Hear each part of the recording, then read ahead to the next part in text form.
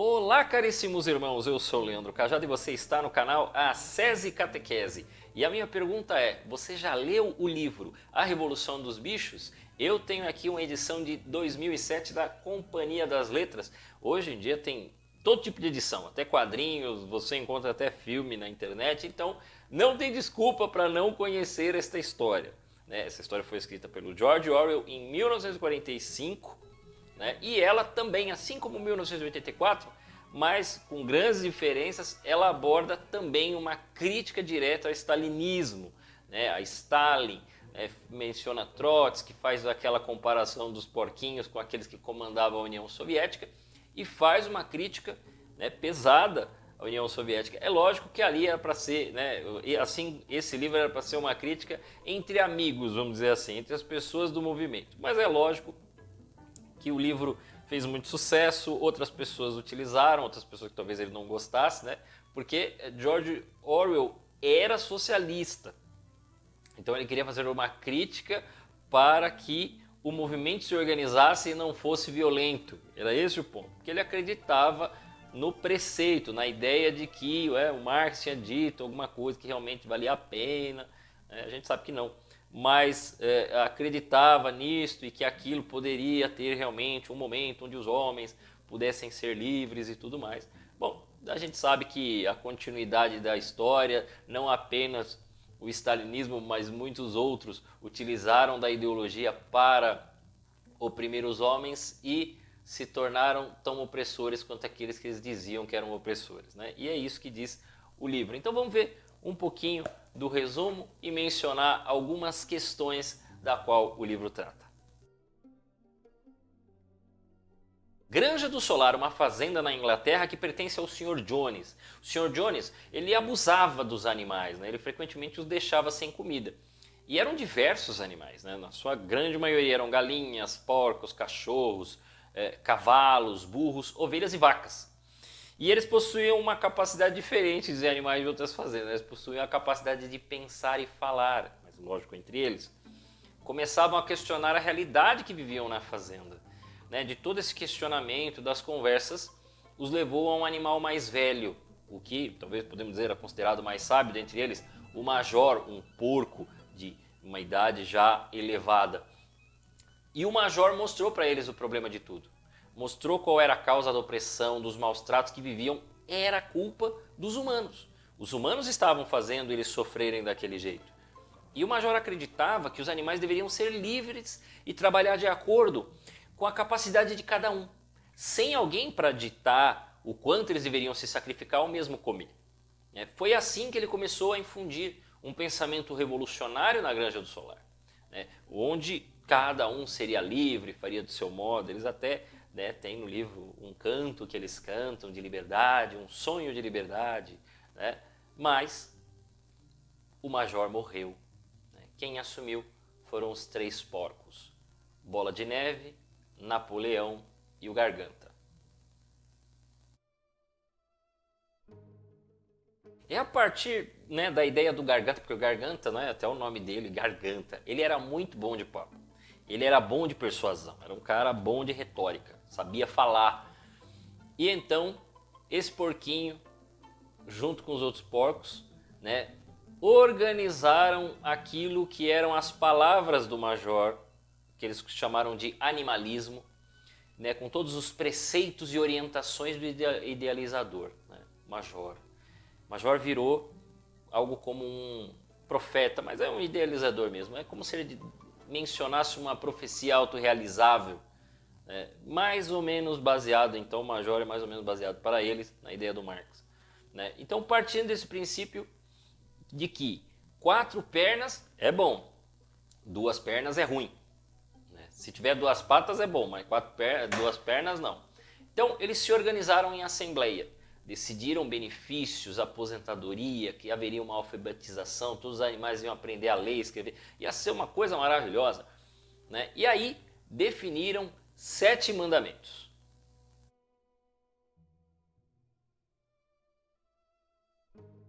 Vamos lá, o primeiro mandamento é: qualquer coisa que ande sobre 2 pernas é inimigo. O segundo: qualquer coisa que ande sobre 4 pernas ou tenha asas é amigo. nenhum animal usará roupas, nenhum animal dormirá em cama, nenhum animal beberá álcool, nenhum animal matará outro animal. E, por último, todos os animais são iguais. Veja, eles queriam se afastar de tudo aquilo que os homens faziam. Nada de se parecer com os homens, nada de usar cartola, nada de usar roupa, nada de ficar andando como um homem, né, ter aquela postura ereta. Não, como é que os animais são? Assim os animais devem ser, diferentes destes homens burgueses, né? Então essa é a grande diferença. Eles criaram aí todo o seu preceito, todo o seu mandamento para que os animais pudessem ser, todos eles, iguais. Bom, tudo isto definido, só faltou ocorrer uma situação que, né, estourasse a revolução dos animais. E eis que ela ocorreu num dia, num momento o Sr. Jones bebeu demais e esqueceu de alimentar os animais. Começou uma grande rebelião, uma confusão na fazenda, expulsaram o Sr. Jones e sua família da fazenda. Eles mudaram o nome da fazenda. A fazenda se chamava Granja do Sol e ela passa Granja Solar em algumas, Granja do Sol, Fazenda do Sol, tá? Depende da tradução e do livro que você pegar. Então em algumas está Granja do Sol ou Granja Solar, Fazenda do Sol, como preferir. E surge então a Fazenda dos Bichos, ou Fazenda dos Animais, né? O original não é nem a Revolução dos Bichos, né? É Animal Farm, que é como o livro é chamado lá fora. Aqui eu acho que o nome é muito melhor. Eu vejo em alguns colocam, né, Fazenda dos Animais, mas acho que aqui já pegou Revolução dos Bichos e acho que faz muito mais sentido para o entendimento do que o livro quer dizer, né? Então, mas voltemos ao resumo, né? Deram o nome Fazenda dos Bichos. Começaram a trabalhar entendendo que o fruto do seu trabalho vai ser o seu consumo, né? E aí os porquinhos, né, os 3 porcos que permaneceram, né, porque o major morreu, então deram continuidade à sua ideologia, entenderam o seguinte, que eles deveriam liderar os trabalhos. Eles tinham que liderar porque eles eram mais inteligentes, então como eles já conseguiam até ler algumas coisas, eles poderiam ajudar muito mais os animais. E aí começam a ocorrer algumas coisas estranhas, os animais começam a pegar, por exemplo, eles bebendo mais leite que os outros, comendo maçã, e aí eles justificam, não, olha, a gente precisa de alguns nutrientes a mais, porque nós usamos muito a intelectualidade. Opa! Você começa a ver que alguns benefícios começam a surgir e começam a ser justificados. Aí eles dizem essa menção. Será que ali ainda continuavam, mesmo com os 3 porquinhos, hein? Continuavam sendo iguais ou não? Pense aí. Mas eu digo a você, leia o livro, que o livro é muito mais completo do que eu estou dizendo. Estou fazendo aqui um breve resumo. E aí, eis que ocorre a situação que os porquinhos precisavam, né? Porque estava meio abalada ali a sua moral. E o Sr. Jones tentou retomar sua fazenda, chamou parceiros, chamou uns amigos, chamou uns fazendeiros e foram todos atacar os animais para tomar a fazenda e começa uma grande confusão e vem a guerra e um tenta aqui e o animal vai acolá e aquela confusão toda. Eis que um tiro é dado e em meio a uma briga o porquinho Napoleão é atingido, mas heroicamente luta contra aqueles homens e os animais se enfurecem ainda mais e conseguem expulsar todos os homens. Napoleão vira herói. Napoleão vira tão herói que ele é olhado com admiração por todos. Então as suas palavras começam a ter muito mais peso do que os outros, né? Para que o seu poder prevalecesse, ele ainda, num golpe de mestre, coloca o seu companheiro Bola de Neve numa situação de que ele estava tentando dar um golpe e fazer os homens tomarem através da criação de um moinho, né? E ainda com o apoio do Garganta, que vira o propagandista, né? O Garganta, você já sabe o que o Garganta é, né? Qualquer semelhança com a imprensa não é mera coincidência. Ele está falando disso, ele está falando, né, que a propaganda vem do Garganta, o Garganta é o propagandista. e consegue expulsar e torná-lo um inimigo da sociedade, um inimigo do povo, o Bola de Neve. O Bola de Neve é a representação do Trotsky. O Trotsky teve uma vida meio complicada aí depois que ele dá o pé na União Soviética. De jeito meio pesado até, inclusive, que dizem como ele teria morrido, é um negócio meio tenso. E aí ele assume a fazenda. Ao assumir a fazenda, Napoleão se torna o único líder, né? E ele passa a comandar toda a fazenda, a alterar mandamentos sem a percepção dos outros animais. Ele começa a fazer negociações com outras fazendas. Ele começa a colocar os outros porcos para comandar. Ele começa a definir as ações da fazenda para cada animal. Cada situação existe uma justificativa e ele utiliza da propaganda, ele utiliza até das motivações. Alguns animais aqui cabe a nosso comentário. Você tem a fuga da vaquinha, que não se adaptou àquilo, e ela gostava de algumas coisas que ela tinha, alguns benefícios que ela tinha, então ela sai. Ela é tratada, podemos dizer, como uma burguesa.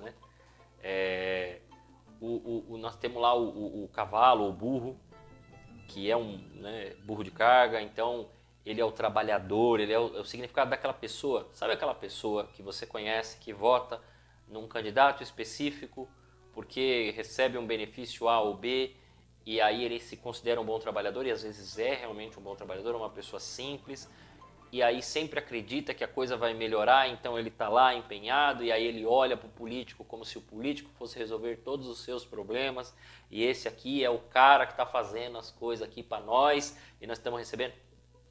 É esse aí, esse animal que esse animal que é mencionado representa este tipo de pessoa. Então ele coloca estas situações. E os porquinhos são aqueles que estão no poder. E aí ele faz um negócio maravilhoso, porque os animais depois vão percebendo que os porcos já não andam como porquinhos, com as 4 patas no chão. Eles andam com apenas 2. E começam a colocar certas roupas que os humanos colocavam, e começam a ter hábitos que os humanos tinham, e começam a chamar os humanos para negociatas e para jogos dentro da casa, onde se dizia que lá ninguém deveria usar, além do que eles já estavam usando a cama que disseram que não deveria usar. E os porcos vão se tornando cada vez mais parecido com os homens. Em meio às discussões com os homens, dificilmente se reconhece quem eram os homens e quem eram os porcos. Talvez eles não tenham percebido aquilo que já tinha sido mudado, que todos os animais são iguais, mas alguns animais são mais iguais do que os outros.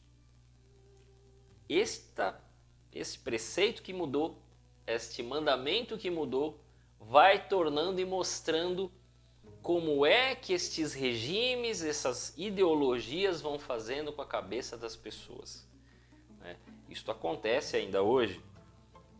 Veja, por exemplo, destes movimentos que inclusive muitas vezes atacam a igreja. No caso, por exemplo, aqueles que são favoráveis ao aborto, movimentos feministas, e que vão lá e atacam. Quando uma mulher se pronuncia contra, ela não é tratada como mulher. Teve o rapaz, o Fernando Holliday, que fez críticas ao movimento negro, e ele é negro, inclusive eu o conheço. Foi tratado como um pária da sociedade. Não, você não pertence, você não pode nem ser considerado um de nós. Então, alguns são iguais, mas outros são mais iguais do que os outros. Por quê? Porque você não pode pensar diferente. Se você pensar diferente, você é inimigo. Então é assim que pensa a ideologia. Se você acha que estes movimentos, sejam eles quais forem, defendem as pessoas, bom, pergunte ao maquiador lá, o Agostinho, que por ter um voto diferente da grande maioria, e por ele pensar diferente deles, é extremamente criticado e tratado como se ele não fosse, né, um deles. Por quê? Porque não se trata do que você é, ou se ela é mulher, se o outro é isso, se é aquilo. Não, o que importa é seguir uma ideologia, se coloque primeiro como vítima, oprimida, e que vá contra todos aqueles que são inimigos. Dentre eles, a Igreja Católica sempre está lá como inimigo, apesar de não sê-la, né? Porque ela quer reunir os homens em Cristo, né? Nós não vamos fazer um mundo melhor aqui na Terra. Exatamente por conta dessas ideias revolucionárias é que as coisas, né, se destroem. E um detalhe que não pode passar, eu não posso deixar passar esse detalhe porque ele é maravilhoso. Há um momento no livro onde a cadela tem filhotinhos e o porco vai lá e fala: não, eu educarei os seus filhotinhos. O Estado quer educar os seus filhos do jeito que ele quiser. Sabe essas brigas que você vê aí, Congresso e tal, que o pessoal não quer aceitar, por exemplo, o homeschooling, e aí não quer que as escolas tenham a primazia da educação e digam, né, de acordo, às vezes até com a fé de quem é o dono da escola, não, tem que vir tudo do MEC, né, já pausterizado, já ideologizado, já dizendo sobre ideologia de gênero, já definindo como é que tem que ser as coisas e quase pedindo para criminalizar quem disser contra. Exatamente o que no livro Revolução dos Bichos fala. Por quê? Quando os animais tentam se rebelar contra os porcos, sabe o que ele faz? Ele coloca aqueles cachorrinhos para atacar os animais. E aí eles já estão grunhindo contra os outros animais, realmente como um grupo de elite para ir contra aqueles que estão contra a revolução. Se você está contra a revolução, você está contra os animais. Mas naquele momento eram os animais que estavam sendo atacados. Mas eles eram inimigos. Não eram mais amigos do governo. Não eram mais amigos uns dos outros. Eles estavam contra os porcos. Então eles estavam contra os preceitos do major, estavam contra tudo aquilo que eles acreditavam. Veja a inversão. Veja a injustiça. Veja se os governos não fazem isso. Veja se não existe esse totalitarismo ainda hoje. Veja se muitas vezes você não vê esse pessoal de partidos fazendo exatamente isso. E por isso a gente está com esses, né, o Brasil nessa ebulição. Por isso a Argentina está do jeito que está, a Venezuela está do jeito que está. Entre outros países, aí o Chile está numa briga tremenda. Se vai aprovar ou não vai aprovar essa Constituição nova, que é uma aberração da natureza. E assim vai. E aí? Né? Temos um sistema que a gente vive que é democrático, mas ele tem seus riscos, tem seus problemas. E tem esses tais sonhos, né, dessas pessoas que enfiam na cabeça que entenderam o mundo inteirinho e criam suas profecias autorrealizáveis, como o Sr. Marx, né, mas como tantos outros fizeram. E aí? O que você vai defender na sua vida? Eu digo para você, defenda aquilo que o verdadeiro e único homem de verdade disse. Defenda aquilo que Cristo disse. Para poder dizer como São Paulo, já não tem mais judeu, já não tem mais escravo, já não tem mais pagão, já não tem mais homens e mulheres, já é tudo em nosso Senhor Jesus Cristo. Cada um que veio de sua nação, né, os homens e as mulheres, todos diante daquele que é o único e verdadeiro homem e que sabe aquilo que tem para nós, nosso Senhor Jesus Cristo. E a todos vocês, que Deus os guarde.